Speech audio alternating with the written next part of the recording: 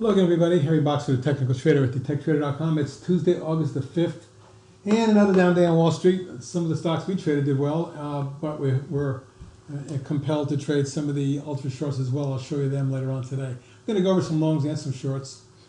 Today, though, AMRI did very well. As you can see, this falling little channel that it was in was popped out of and across the 50. Now, there is resistance right here at about 2090, 2088, 2090. Today's high? 2068. So we got to get through that level, and did back off to 2029. We'll be watching this tomorrow to see if we can maybe make a trade on it. I do expect a test of 2230 unless the market completely falls apart. And then the next target around 24.5. The volume today at 558,000 was the best on an update since the beginning of the month, beginning of last month, so 4 weeks. Keep an eye on this one as it still remains in a nice pattern. Biotech's acting well today. ANET actually reached one of our swing trade targets, the first one today, at 73 even, right on the money. And the reason I had that was here because this snapback high in that zone. The next target would be a quick move to 77, roughly, another 5 points. And then eventually a test of this high again at about 80, 80 and a half. But if it does do what I think it can, this is a stock that can make it very nice. I want to see better volume though, only 400,000. BCRX. Well, what I like about this today is it got down to 1220, closed 1334, up on the day after being down $1. Nice recovery. And you can see that with some resistance in here across that level. We actually went out and came back down today, retested, and bounced back. Right off that 21-day moving average, which comes in at 1221, the low is 1220. So interesting. Watch yesterday's high at 1365. Once through there, I'm looking for 14.5 and then 16.5. And BCRX has got more to go. I like the volume picking up in the last couple days as well. Up next, HIMX. Well, folks, yes, I'm talking about Himx. Finally. Well, the reason I'm doing that is because after this precipitous drop, we saw it come all the way down from the 16 range down to the under 5, under 6 at 570. Finally, what happened here was what I think a basing attempt here, test here, and test there. The volume dissipated to a very low level, and then 3 days ago it popped, pulled back to test the moving averages. Today it ran up through the moving averages and closed above them for the first time and the best close in about 4 weeks. Watch this level, 710, 718 zone, up in that area. We get through that, we should test close to 8. And then a secondary target would be 9.25.5. First, I want to see the breakout with volume to this level. Today's volume of 9.4 million is what woke me up. Jamba Juice, big day today. Nice earnings. And if you take a look at the pattern, there's resistance right there. It ran up to it, closed near it. Nice, strong close with a gap and a run. That really has excellent relative strength today. And you can see that the volume of 1.4 million was the biggest in quite some time for Jamba. We'll be watching to see if that line gets taken out. If so, possibly we're seeing this up towards 16. Synchronoss. Well, taking a look at the long-term chart, you can see that the multiple highs in the last 3 years here may have been taken out today, which could lead to a move towards the high 40s. But let's start with the breakout that occurred 2 days ago in here, and then this 5-day little pennant or micro wedge. Anyway, we broke out today with a pop of 181 or 4.5%, nearly 750,000 traded, the second best volume in a month. And so if we can pop and follow through, notice that this resistance was taken out. And it looks to me like we're headed for a test of that. First 45 and then 48. SNCR, nice close today, late surge, the stock went from 643 to 701. Close at the high for the day going away, I like that.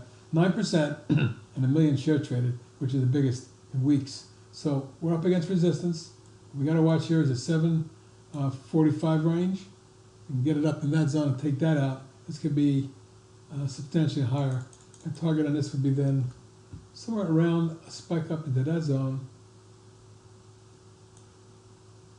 Probably about 12. It could be a big, big move. Okay? But keep an eye on this resistance Today was a nice day, but it needs follow through. Tessera, well, 3 days ago the stock exploded, pulled back, edged up again. Today gapped and ran to a new high before backing off. Still up 85 cents, 3.3%, and $1.25 million in the best volume in 3 sessions. And the best volume, second best volume is March. So I do think it's an important breakout, not only through the wedge, but out across key overhead resistance. And that resistance here makes a massive rounding type bottom base, which should lead to, or can lead to, 32 as a target. Keep your eye on this one as well. I'd love to see a pullback entry out, but looking very strong. And now I'll look at the ultra shorts. 3 days ago, the TVIX broke out above the 50, followed through, and then backed off to retest the breakout point. Today it gapped up and ran up to the declining tops line. It did it on 21.7 million shares and was up 48 cents or 14%. Nice move. We're right at the declining tops line. In my opinion, if TVIX takes this out, we could see it run all the way up near 6. Could be about a 50% pop here. Not to mention the UVXY, which is soaring. The same thing happened here as it ran from 25 to 36 in the last 4 sessions. It looks to me like resistance in that zone, if taken out, and the declining tops line as well, could lead to the stock moving to the high 40s and even low 50s at some point. So this one could be the trade to make, but I wouldn't be swinging these stocks just yet. Day trade them, let's make some money. VXX, similar, same instrument, but different. This is iPath, the other one, UVXY, I think Direxion, ProShare, TVIX, Velocity, etc. So let's go back to the VXX, and you can see that it broke out, pulled back, moving averages crossing over, and the stock popped on 78.4 million today. Huge. Targets are at 35, and then 38. You get to that level, you can see this can come all the way high into the 40s and more. That's the long side of it today. Let's take a look at some box of shorts. Starting off with CALAMP. Some people asked me in the room today because it was up at one point. Is it still good? As far as I'm concerned, it is. You can see the resistance here at 18.25. Today's high, 18.10. We get through here, targeting 18.80, 19.5, and 20.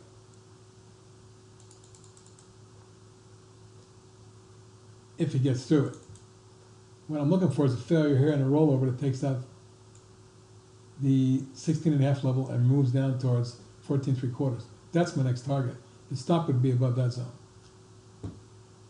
GRFS. The breakdown occurred here, obviously.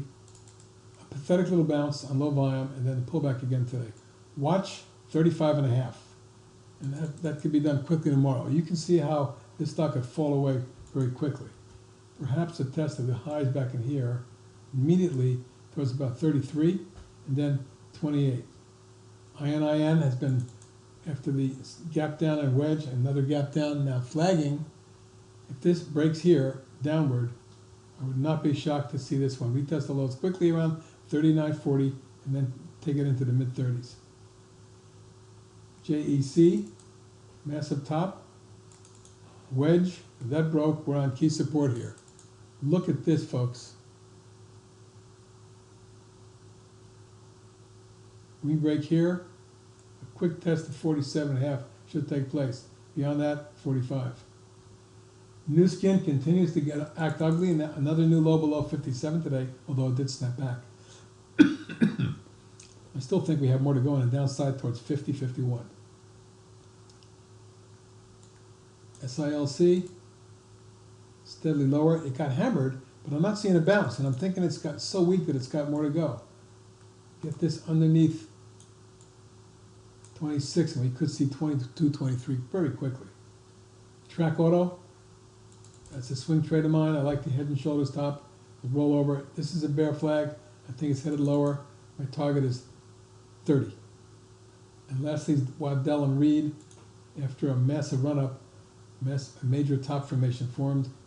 A rising wedge broke here. A bear flag formed. That broke. We're at the bottom of the channel.